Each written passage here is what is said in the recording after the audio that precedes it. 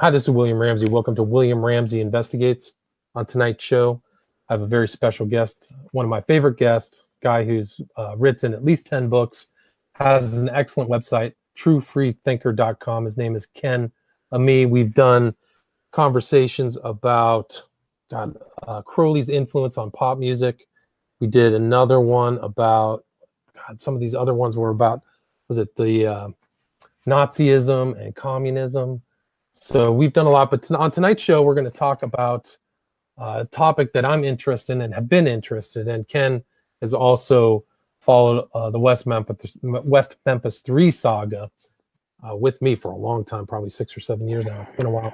But he has done an analysis of something that's referenced by many people in this case, and it's known as the Ken Lanning report. And it was a report that was written in 1992 by Kenneth Lanning, supervisory special agent at the Behavioral Science Unit at the FBI, the National Center for the Analysis of Violent Crime. And it's referenced in a way, and Ken's going to talk more about that, about allegations of ritual child abuse or Satanism. But people reference it. These two ex-FBI, one who was involved in the West Memphis 3 case, his name is John Douglas. He has referenced the Lanning report and referenced Lanning as they know him. And another one is somebody who's also around on a podcast called Real Crime Profile. His name is Jim Clementi, also references the Lanning report. But we're going to go in greater detail with that. And Ken, are you there? I am, William. Thank you for having me. A pleasure to talk to you again. Awesome. Thanks for returning. I really appreciate it. And I've read through your case on the Lanning report. But, for people who haven't heard any of our earlier topics or read your books or your website, can you tell a little bit about your background, please? Well, the thing I was going to mention is that I published a book just this week in order to coincide with this cast. I didn't know that. Yeah, so I'm surprising you. Okay, good. I'm surprised. So, yeah, this book is called The Necronomicon Job. The Necronomicon Job, okay. All right, so this is Liber 2, and I'm calling it Satanarium. And the book actually deals with a lot of the things we'll be discussing today, from different forms of Satanism to satanic crime to you name it. A lot of the stuff we'll be discussing, so I thought, I know what I'll do. Write a book. Yep. Wait. Well, why don't you, what other books have you written, just to let the audience know? Oh boy, I have not counted them lately, but I think I'm over 20 by now. Gotcha. And everything from dealing with atheism to dealing with certain theological issues, such as specific topics like the Genesis 6 Nephilim issue, to cultural issues such as post-genderism. And just so many topics. One thing I love about writing is it's therapeutic for me. It helps me just get things out of my head in a way that's that forces me to make sense of all these crazy, difficult issues. As I type along, I'm able to put things in order, and that's why I love writing and publishing so much. Yeah, and I think the ones that we talked about, we did ones was Pop Atheist Bible Expositors. The other one was Right. Crowley's influence on pop culture, how an obscure occultist influences culture. We talked about, the one I was referencing was the one about Nazism and communism. That was Zeitgeist to Poltergeist, the consideration of Richard Dawkins. And then we also talked about the apocryphal Jesus. So we're on our 5th or 6th show. But the new book is called The Necronomicon Job, Liber 1, Lucifer Shrugged. That's Liber 1. I just published Liber 2, Satanarium. Okay, I gotta go back. Right. Okay, let's see. Liber 1. That one is I just submitted it for publishing, so you probably won't see it anywhere for a couple of days. Gotcha. Okay. And so you've written a lot of books. You've had a website for some time now, that True Free Thinker. How long has that been running for? Well, what I was doing early on online since 2009 is I was running various blogs on various different subjects. And then I decided, you know what, I'm spreading myself too thin. I'll just combine everything into one gigantic website, and that's True Free Thinker. Gotcha. So it's a grouping of all your different writings on so many different Yes. subjects. But the one we're going to talk about tonight, you've titled, and it's an article that can be seen at truefreethinker.com. It's on FBI agent Kenneth Lanning's Satanic Ritual Abuse Report. And you have the same kind of intro about his background as well. Right. But it was something that came up for me, this whole idea of satanic influence crimes, when I was writing the book Abomination about the West Memphis Three, is that a lot of the motivations of these satanic crimes was dismissed. And I want to play this talk by John Douglas. It's about 10 minutes long, but he kind of dismisses satanic influence on crime. Particularly, he references Richard Rodriguez, or the Night Stalker in California. And let me see if this goes through. If you hear this, let me know. Let's do this. This was John Douglas talking at a open thing for the West Memphis Three in 2007. So listen. Let me know if you can hear this. Good morning. Yes. We, in fact, were contacted in 1993. Two of my colleagues were contacted. We primarily provided advice relative to neighborhood investigations, what types of questions they should be asked when they went around the neighborhood knocking on doors. We then were contacted later during the trial, and Ken Lanning was contacted by one of the prosecutors. So there's the reference to Ken Lanning by John Douglas. About utilizing Satanism as a defense. And Lanning, a good friend of mine, a colleague, laughed at him and said, "You better not use it. You better not use Satanism as a defense. Because the defense team is going to chew you up and spit you out. Just go with your forensic evidence. Just have you lead with your forensic evidence for the solution of the crime." Well, as we know, there were no forensic evidence to go on, so he fell back on Satanism as a motive in this case. In the early 1970s and 80s, we began to see at the FBI Academy police officers coming in from around the world. The media was playing up that there were 50,000 children abductions in the United States. 1 out of 3 children were being sexually assaulted. And as a result of this type of information, I went to the National Institute of Justice and I received 2 grants to conduct research. First research was sexual homicide patterns and motives, and the second research was to conduct a violent crime study on a crime classification manual, which we're now in the second edition.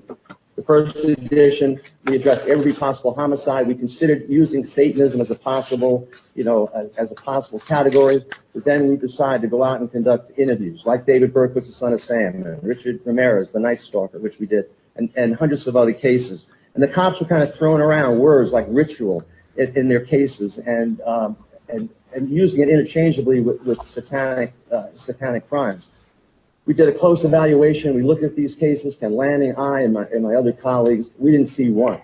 We didn't see one case. The first publication was in 1992. This was just published. The second edition was just published last year in September of 2006. And those 50,000 kids that are being abducted in the United States, we work through the Office of Juvenile Justice and Delinquency Protection. There's about 100 every year that are abducted, true abductions of children, stranger types of homicides. That's all we see. All the other abductions are pretty much parental types of abductions, and we usually recover those children. So being tasked with this, I was interested. Is this going to be the first case? I knew a little bit about it, not much about it. I didn't want to interview the subjects in the case that were convicted. I wanted to rely just on the facts, the information. I did get to interview some of the now suspects in this particular case. In the crime classification manual, it was broken down into group cause, meaning is there multiple offenders involved in the case?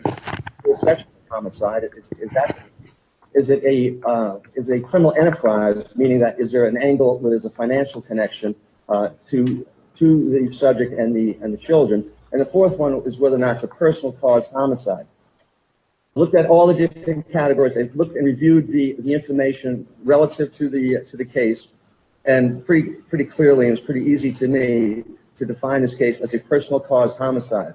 This is not a homicide either perpetrated by a stranger. The person responsible for this crime knew these victims and knew these victims relatively well. The question I'd ask myself is, if the motivation is murder, if the initial intent is murder, go ahead and kill.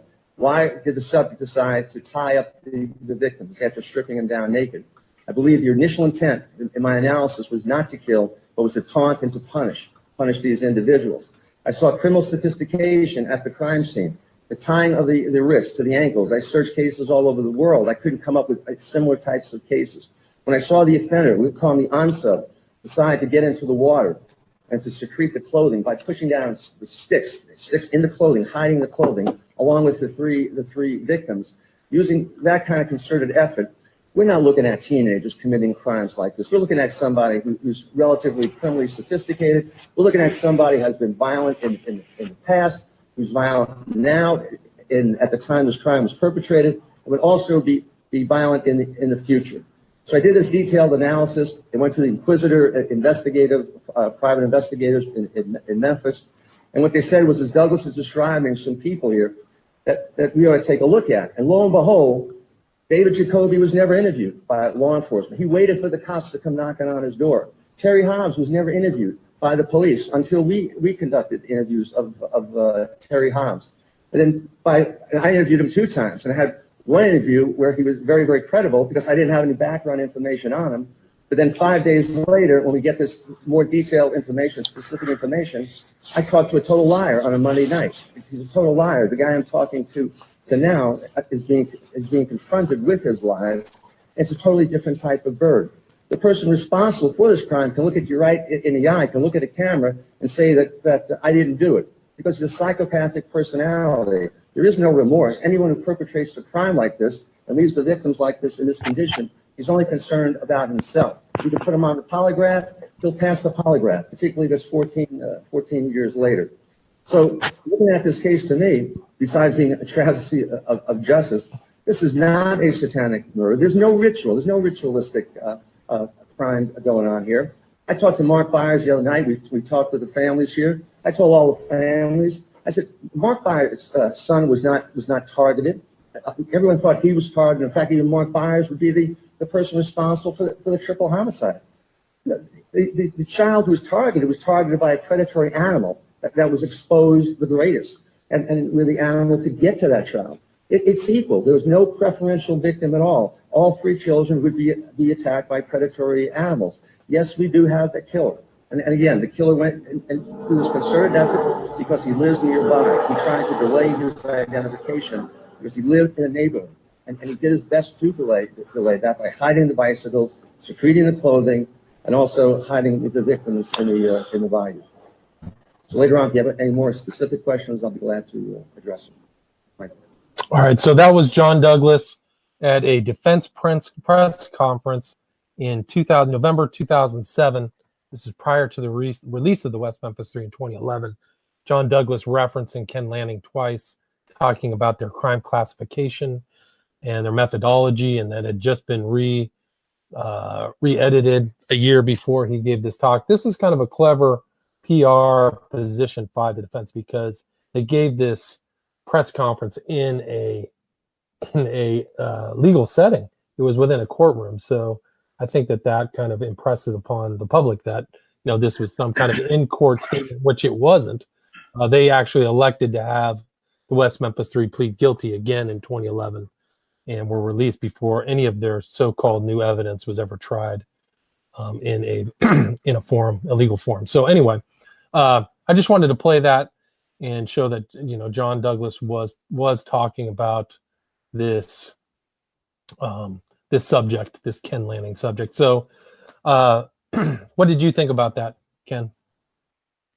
Well, I think at the outset, I would like to say that Kenneth Lanning worked for the FBI for just about 2 decades. Mm-hmm. So, I mean, we have to give credit where credit is due, right? Let's just start right there. It's not like we're saying, oh, this guy doesn't know what he's talking about. The issue is just what is he actually telling us? And that's what I want to spend most of the time on, is discerning exactly what he's telling us, because it's quite easy to throw out a one-liner, hey, Lanning discredited satanic crime or mass satanic crime conspiracies. That's a one-liner. You could tweet that. It's easy. Right. But to actually dig into the report and understand what he's telling us, that's a whole other issue. And that's why we need to spend an hour or more where that's what makes this difficult, is you have a one-liner versus a whole bunch of complicated details to plow through. Right. And so what do you think the gist of Ken Lanning? See, what they're doing, in my opinion, and you probably keyed into this as well, is that these people claim there are things within the Ken Lanning report that aren't there, or the actual gist of the Ken Lanning report isn't what they're actually referencing. So what was the gist of the Ken Lanning report that was published in 1992? Well, let's walk through it. And so one thing he states in the report is, do not become such a zealot that you believe it all, nor such a cynic that you believe nothing. Okay, so that's a good bit of advice from Lanning to start with, right? Don't go to either extreme. So that's good. Now, I found it very interesting and amusing that he writes, some have blamed me for helping to create the hysteria that has led to these bizarre allegations. And then he says there's also people who put forth accusations by a few that I am a Satanist who has infiltrated the FBI to facilitate cover-up. Right. Okay. So he's getting it from both sides, right? Right. So this has been going on for decades, right? This is 1992. Yeah. And so when it comes to the general topic of satanic crime, I think people fall into two opposite errors. One is concluding that if a crime was committed by someone who listens to heavy metal or wears black and a pentagram, it must therefore have been a satanic crime, so that it is specifically inspired or justified by Satanism or of whatever sort. And the other error is concluding that no Satanist ever commits specific crimes specifically inspired and or justified by Satanism of whatever sort, you see. So I'm pointing out both extremes, kind of like what Lanning said. Don't go overboard, but then don't deny the whole thing, all right? So interestingly, he wrote that in 92, which was right at the tail end or maybe in the midst of what in the USA came to be called the Satanic Panic, right? Right. How would you define Satanic Panic? It's basically the one extreme I just mentioned, which is, well, if you listen to heavy metal, wear black, and wear a pentagram, then everything you do is satanic, right? It's right. And that's some of the context we'll get into in the Lanning report. So we've gone from Satanic Panic really to Satanic Denial. Mm-hmm. Lanning specifies three groups, which one is youth subculture, in which he says some rebellious teenagers will do whatever will most shock and outrage society in order to flaunt their rejection of adult norms. Then there's what he calls the dabblers, which are self-styled. And then the traditional or orthodox, the so-called true believers. So there's three categories that Lanning lays out for us. And I found that due to politicizing or activism by Satanists and social reformers of various sorts, they seek to separate a person's beliefs from the action which they take, right? Mm. I mean, unless that person is a Christian, in which case the media and pop culture besmirch God, the Bible, and Christianity. So let me give you an example of that. Let's imagine that a person from a Muslim country with a Muslim name, raised in a Muslim family, who attends Muslim services, reads the Muslim holy book, and believes in the Muslim God, commits a terrorist crime and claims that it's done in the name of Islam. Well, our media in our society and our government says that person's not a Muslim. Right. Or if they are, they certainly didn't do what they did in the name of Islam. Okay, then when we incarcerate them, guess what? The U.S. taxpayers pay for them to receive halal meals, Qurans, a rug to pray on, and 5 times of prayer per day, because apparently that's what non-Muslims do. Okay, so you see how there's the the political motivation. First, we're told they're not Muslim, and then we treat them as if they are Muslim, right? Right. Now, generally, when I tell people to search something online, I don't tell them to Google it because I don't see any reason to advertise for Google. But Google does have a nice function that's called Google Alerts. And for a long time, I had a Google alert for satanic crime.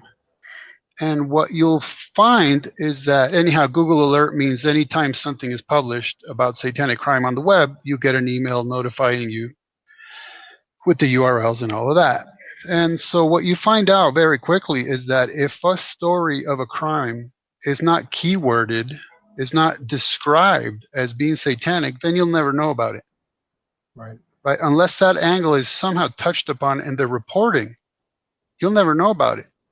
Interesting. So even so, every week I would get something on satanic crime, and tons of it coming out of South Africa, by the way, where it's probably more due to their heightened sense of spirituality, where it's more familiar to them to accuse each other of Satanism, whether validly or not, unfortunately. But that was just a point, that if this is not being reported as such, if these certain details of a crime are not being reported, you're just not going to find out about it, period. Right? Interesting. Right. Gotcha. Okay. They actually have occult crimes units in South Africa due Right. to the frequency of occult crimes. There was a famous doctor. His name was, let me see if I can remember his name. It was Doctor. He had he was, oh man, Junker, I think was his last name, but he was actually like a satanic crime. That was his job. And he's actually was really famous for doing it. So and Lanning actually notes in the report, there are those who claim that one of the major reasons more of these cases have not been successfully prosecuted is that the satanic occult aspect has not been aggressively pursued. Interesting. All right. So now, if we are going to say something as simple as that Lanning discredited satanic crime or satanic ritual abuse, I got a one-liner for you right from Lanning.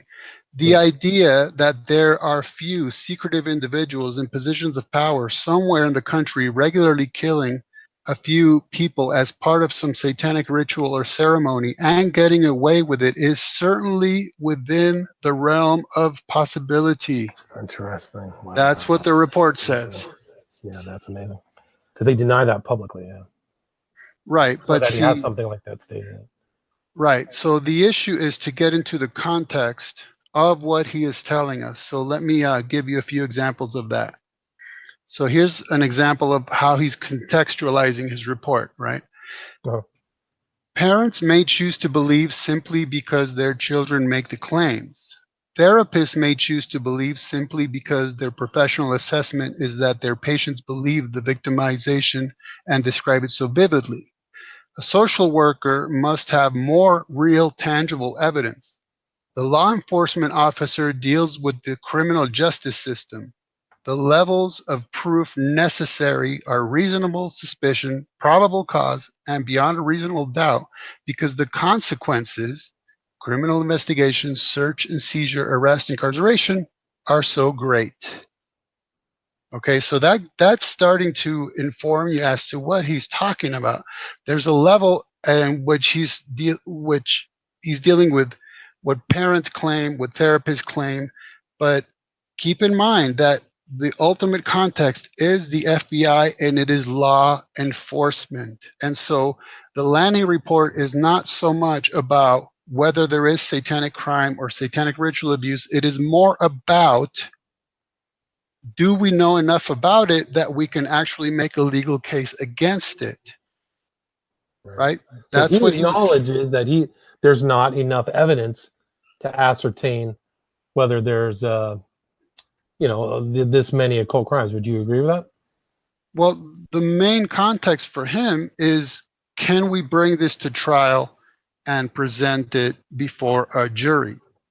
Right? And so that's really, really, really what he is talking about. It's not just his general opinion. It's not just his general research.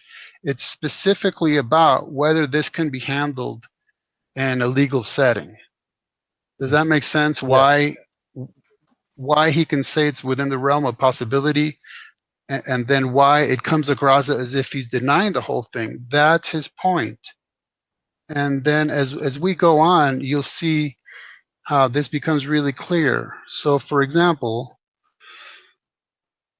he refers to ritualized abuse of children as a definition may have been valuable for academics, sociologists, and therapists, but it creates potential problems for law enforcement.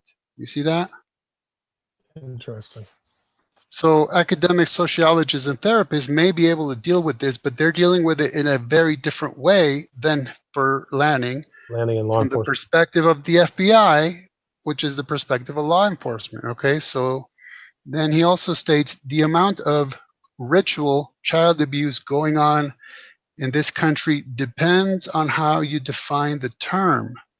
One documented example of what I might call ritual child abuse was the horror chronicled in the book A Death in White Bear Lake.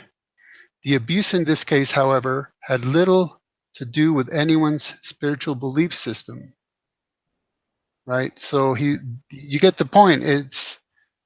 He's how is he pointing out defining that right. So you get another layer of attempting to derive a context is how are you defining the term? Even if you're bothering to use it, then how are you defining it, right? Right. And so he states, a satanic murder should be defined as one committed by two or more individuals who rationally plan a crime and whose primary motivation is to fulfill a prescribed satanic ritual calling for murder. By this definition, I have been unable to find even one documented satanic murder in the United States, although such murders may have and can occur. Right. Okay. They appear to him to be few in number, right? But he sets up, I mean, this is kind of like legal. As an attorney, you see these kind of strained definitions of meaning to extricate individuals or understandings of what actually is happening. Like, it's not a bank robbery if one guy does it. It's got to be two, you know? Right. And so he goes on to say, in a crime with multiple subjects, each offender may have a different motivation for the same crime. Right?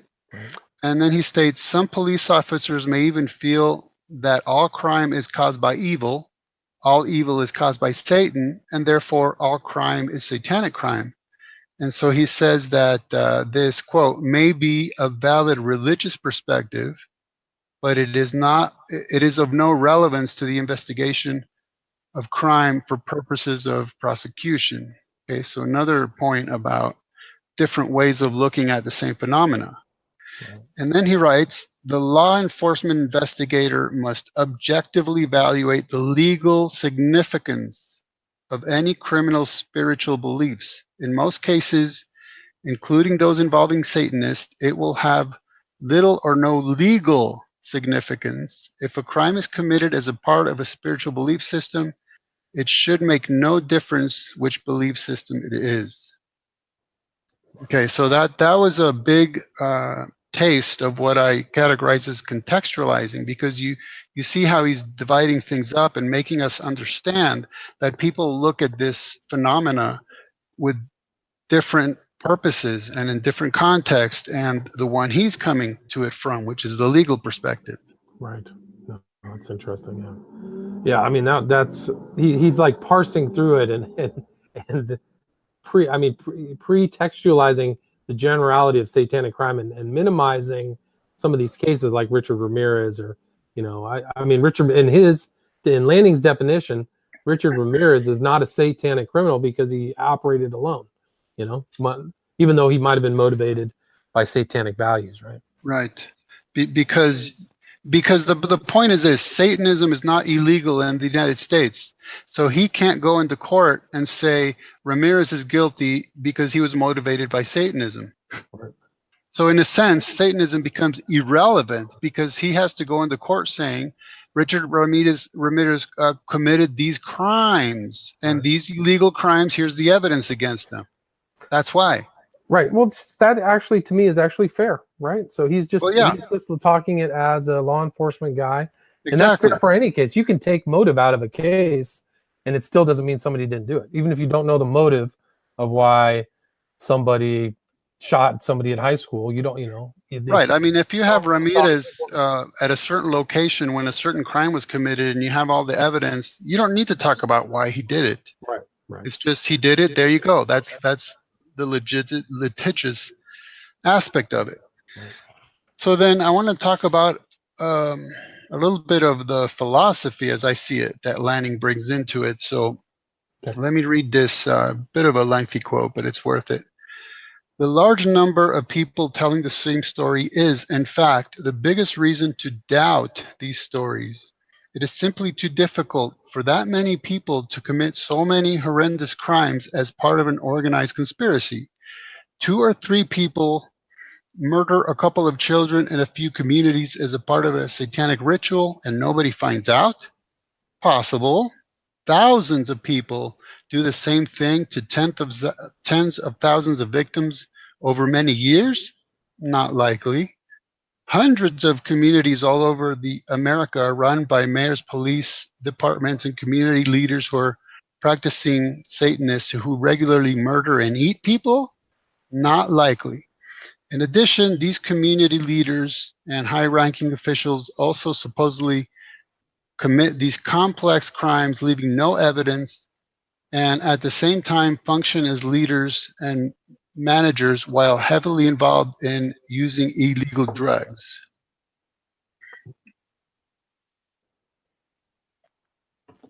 So the point is, when I think what he's talking about is that you kind of get this copycat effect of people telling these stories, and then people start repeating them, and then whenever they're distrustful of some policeman or government personnel, they start crying satanic conspiracy. Gotcha. And that's just a point about the philosophy he's bringing into it, how he views it. So he's now, like couching it within the satanic panic position. Yeah.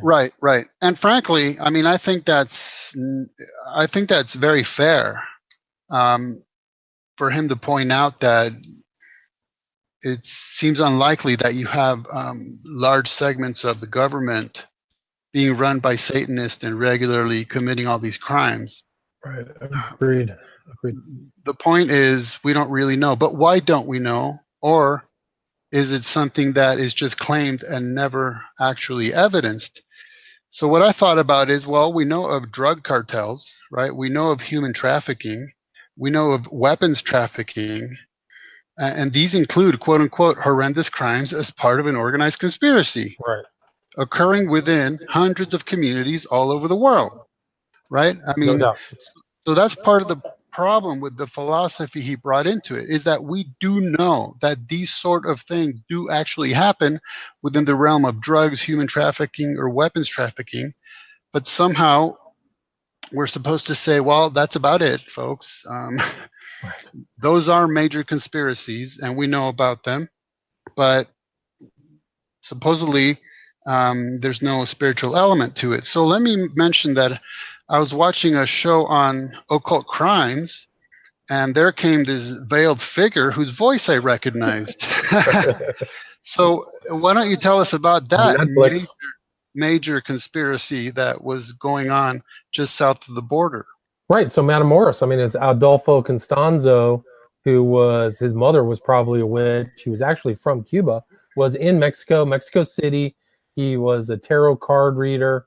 He believed in all kinds of occult ideas, and decided to start a drug running operation in Matamoros, south of the Texas border. And to aid his group and to intimidate people, he literally started sacrificing people, and came to an end after he sacrificed a young gringo named Kilroy.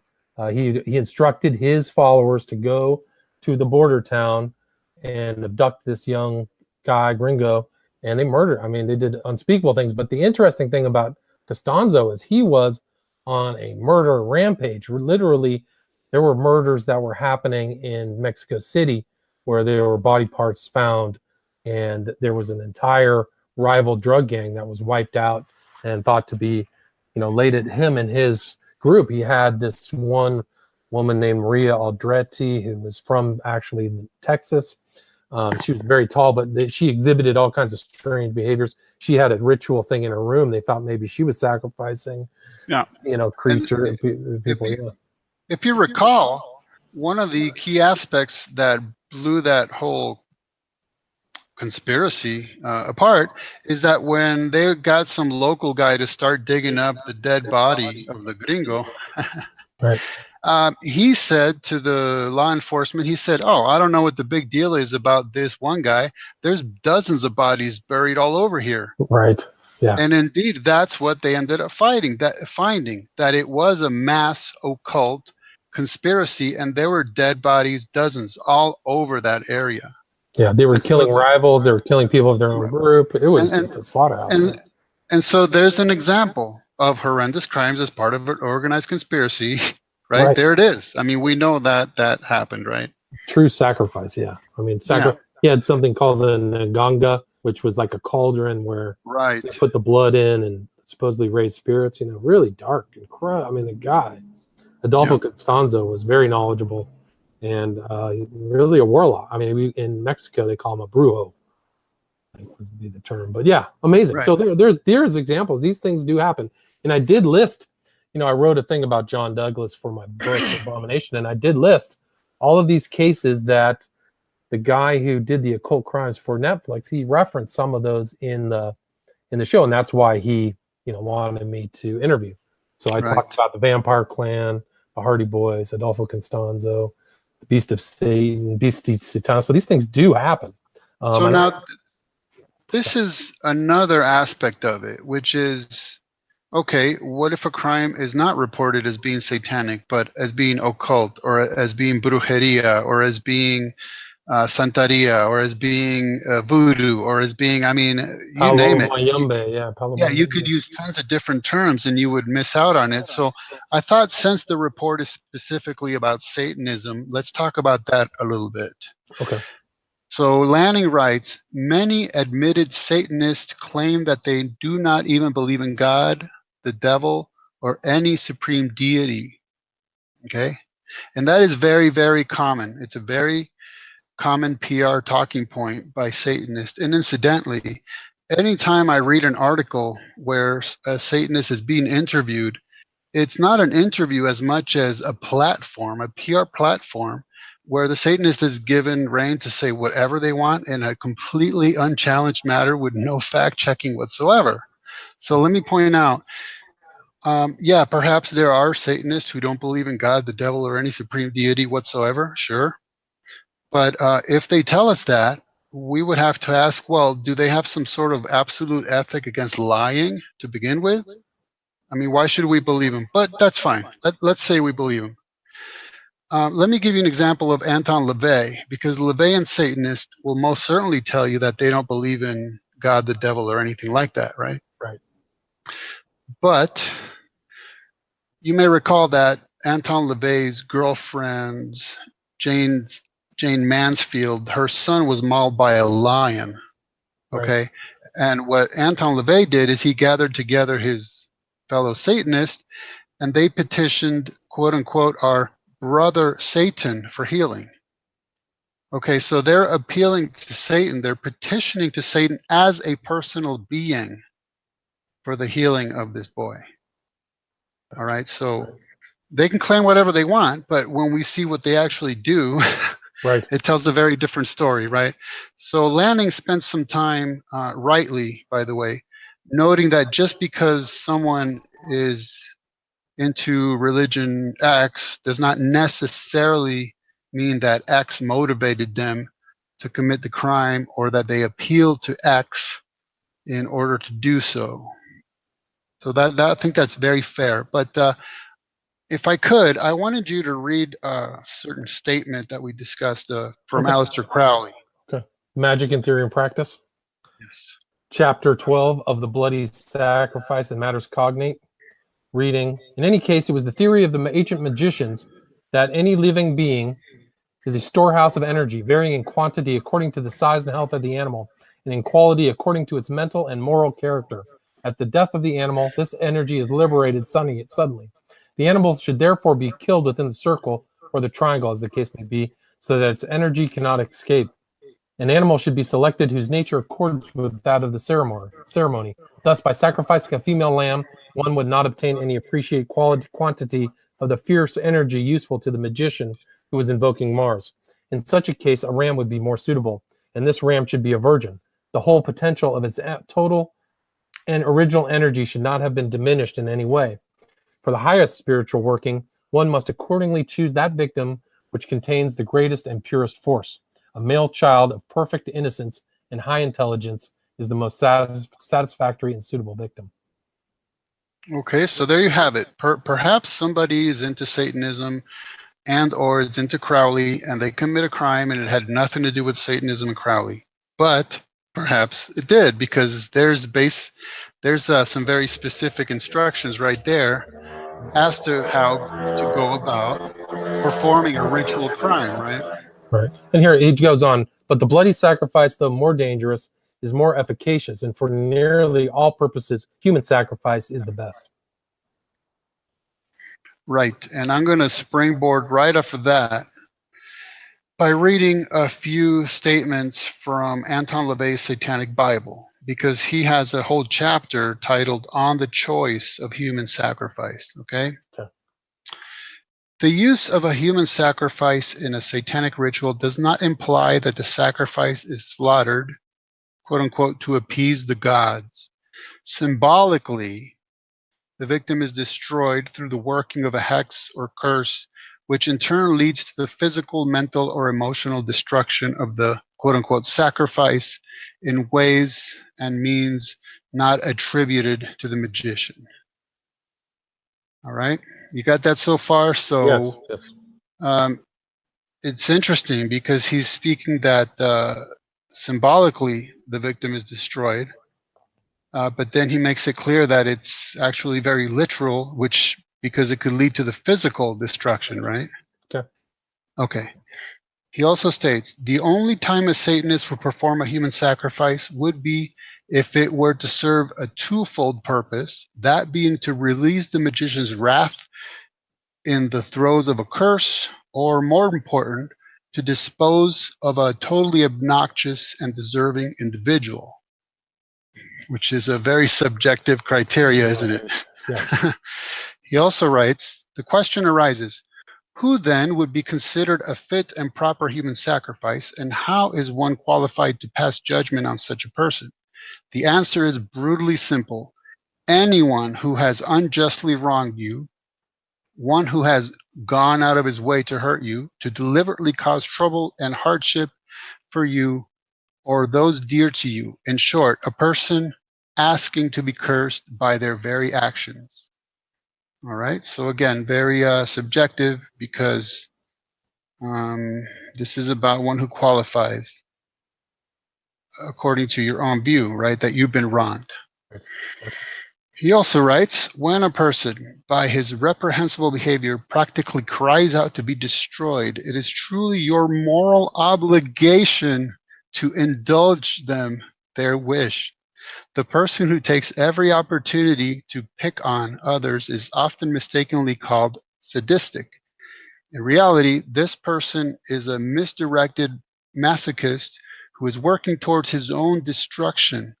The reason a person viciously strikes out against you is because they are afraid of you or what you represent, or are resentful of your happiness. They are weak, insecure, or on extremely shaky ground when you throw your curse, and they make ideal human sacrifices. Okay, he also states, mad dogs are destroyed, and they need help far more than the human who conveniently made froths at the mouth when irrational behavior is in order.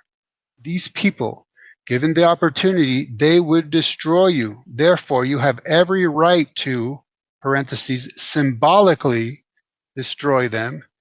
And if your curse provokes their actual annihilation, rejoice that you have been instrumental in ridding the world of a pest. If your success or happiness disturbs the person, You owe him nothing. He is made to be trampled underfoot. Okay, so it is interesting that he has this interplay of symbolism and actual, right? You have every right to symbolically destroy them, but you can cause their actual annihilation. Gotcha. So now if you're a LaVeyan Satanist and you commit a satanic crime, you can most certainly point your finger right to that chapter and say, look, I have valid justification and I did it for these reasons. Right. So, I mean, what you were pointing out is both Crowley and LaVey had human sacrifice as, you know, a viable option for their doctrines, right? But Right. I mean, I think that Crowley, if you look through the Book of the Law, it's also be at them, you know, I poke out the eyes of Muhammad, Jesus on the cross, all that stuff. Yeah. So you see this nastiness, and also, you know, the joy of the world is to crush your enemies. So you kind of see that nastiness flow through both of them. So they could potentially kill somebody in both the act of vengeance and sacrifice. Right. And now on this specific point, Lanning writes, some people would argue that Christians who committed crimes misunderstood and distorted their religion, while Satanists who committed crimes are following theirs. But who decides what constitutes a misinterpretation of a religious belief system? The individuals who committed the above described crimes, however misguided, believe that they were following their religion as they understood it. Exactly. I mean, what we just read from Crowley and LaVey were extremely explicit, that there's no gray area. Oh, who decides what constitutes as a misinterpretation? You really don't have to interpret anything. It's right there in black and white. Very plain, exactly. Now, I wanted to point out at least one relation to Satanism in this topic is an organization that has promulgated the concept of pseudo-memories, which is the False Memory Foundation. Is there anything you could tell us about that? The false memory, I believe that came up in the McMartin trial, right? Didn't the False Memory Foundation pop up in one of this guy's name, that a lot of these memories were fake, but it also turned out he was either involved in the occult or he was a pedophile or something like that. I can't remember exactly. Do you know? Okay. Do you recall that? No, I just thought to ask in case you had an insight, but there was something specific I was going to point out about this. Okay, Go for it. If you go to the False Memory Foundation's website, okay, and you search for the name Doug Messner, you'll find him being referenced therein. Okay, Doug Messner, Mesner. They have quite a few articles written by him posted on the False Memory Foundation's website. Well, Doug Messner, under his AKA Lucian Graves, is the co-founder is the co-founder of the Satanic Temple. Right. So he's like in Oklahoma or somewhere in the Midwest, right? Well, you know what? The Satanic Temple really started as one of these, a handful of people in their mother's basement, and because they're social political activists, they get a lot of media attention, and now they actually have chapters all over the place. Gotcha. I could have swore they were involved in the installation of a statue in like. Oh yeah. Yeah, the statue of Baphomet with two children adoringly looking at it. Yeah. Now, of course, so there you have relation, of course, some kind of, to whatever level, some kind of relation between the founder of the Satanic Temple and the False Memory Foundation. However tentative that relation may be, it's there. And of course, I was not surprised at all that the Satanic Temple are activists in favor of abortion. Okay, and I'm telling myself, oh boy, so Satanists who petition on behalf of human child sacrifice. Wow, that's shocking. Not. Surprise there. No surprise. Yep. Other statements by Lanning. Some psychotic people are preoccupied with religious delusion and hear the voice of God or Satan telling them to do things of a religious nature.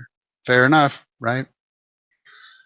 Certainly happens. He also refers to that ritual can also stem from psychotic hallucinations and delusions, such as compulsive ritualism, basically OCD. Okay? Right. Uh-huh. So you can see that he's trying to get you to understand that just because something looks like a Ritual. religious ritual, it may not be, and there could be other factors, and that's fair enough, right? That's fair. But you know what he leaves out, what he omits is he should put in some of Crowley's rituals. However, here's the Right. exact rituals Crowley did for killing animals and releasing energy and summoning spirits. Yeah, you're right about that. You have this basically missing piece of the puzzle, which is, well, what do texts on occultism and Satanism encourage their followers to actually do, right? That would be important when your point of view is deriving evidence you can use in court. Right.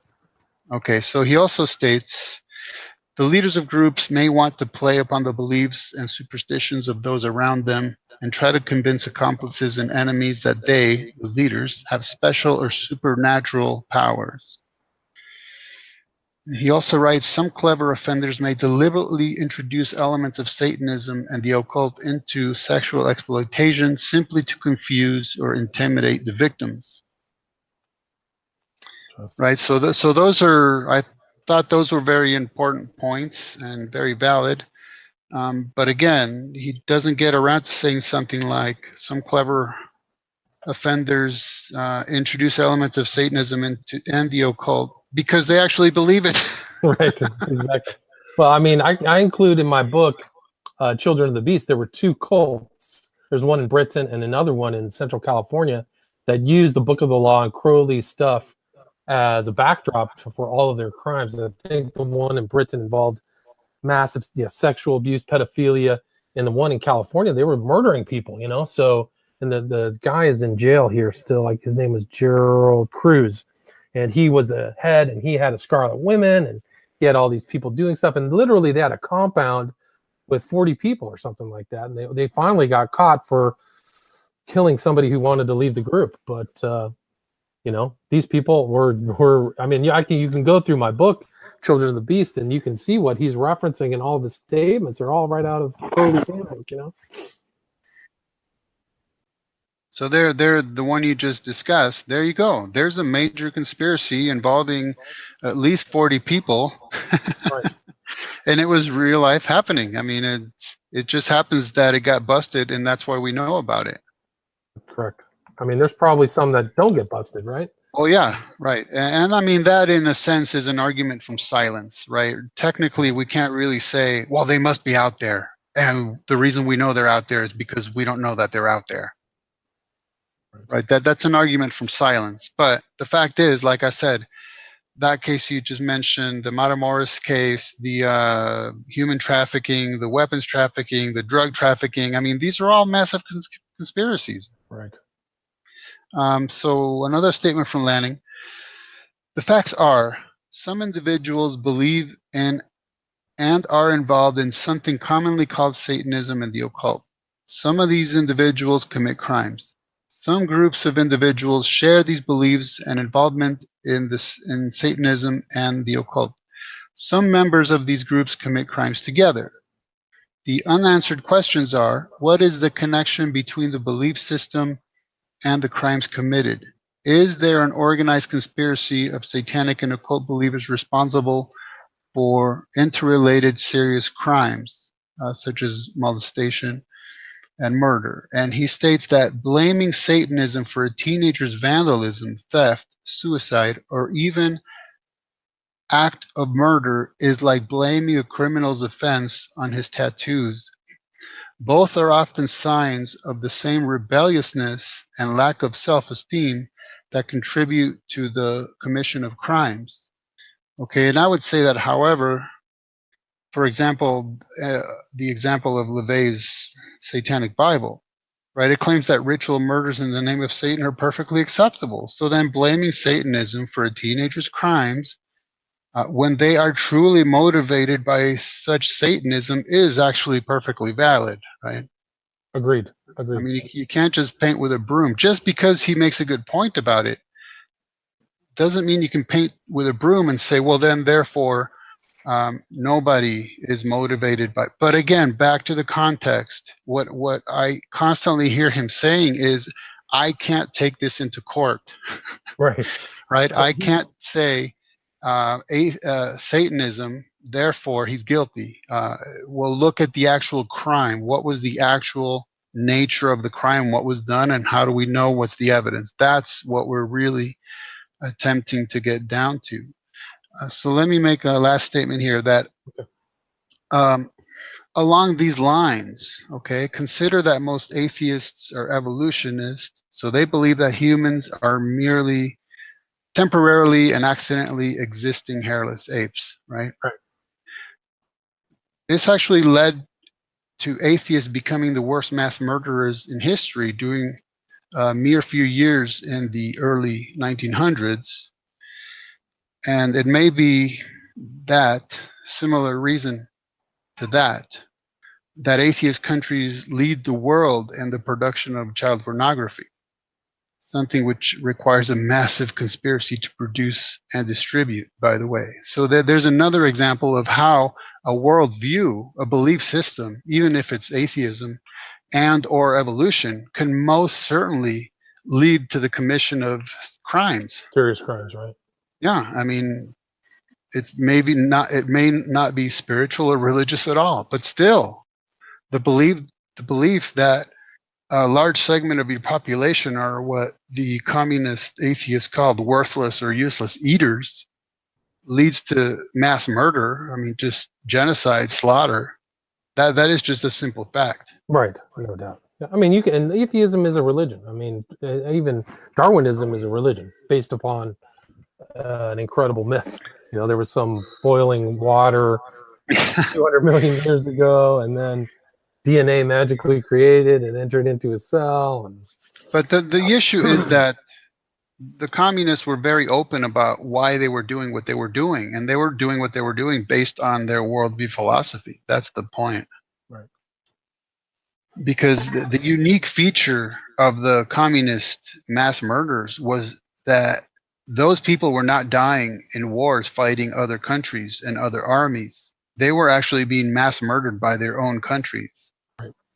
Because they were seen through this worldview that saw them as nothing but lesser evolved bioorganisms. And so we're back to the point about how most certainly a person's worldview, their philosophy, their religion, whatever you want to call it, it can most certainly be a motivating factor. But can you then take that into the courtroom and argue it, right? I mean, can you argue, hey, this guy was motivated by Satanism? Well, that is not the litigious way to go about it, is it? I would say that the crime, you know, the things step for themselves. The crime itself is probably, you know, you would go through the standard criminal procedures in a court to ascertain whether somebody committed, you know, had the mens rea or whatever to commit the crime. And that would be in standard in all court cases. Now, getting to motivation would be something that the trier of fact would want to know why he did it. You know, what was the motive? Was it money? Right. Sex? So that would give them a better understanding of why this crime happened. Unusual crime. So whether it's a satanic crime or not is only just for the better understanding of what's going on in a court. But you can take the Satanism out of any case, you know. Whether it's the West Memphis 3 or probably any of those occult motivated crimes. Did Richard Ramirez, was he at the crime scene? Did he admit to it? Was his DNA there? You know? So I think that that's an important issue. I think that the Lanning report kind of fails by his generality in his general approach without stating specific instances where Satanists actually engaged in ritualized or ritualistic murder. Because those are objective facts that he could have put into the report. However, in these oddball cases, you know, Richard Ramirez was using pentagrams of made in blood on the wall, you know? Right. So that is definitely a huge failure of the report.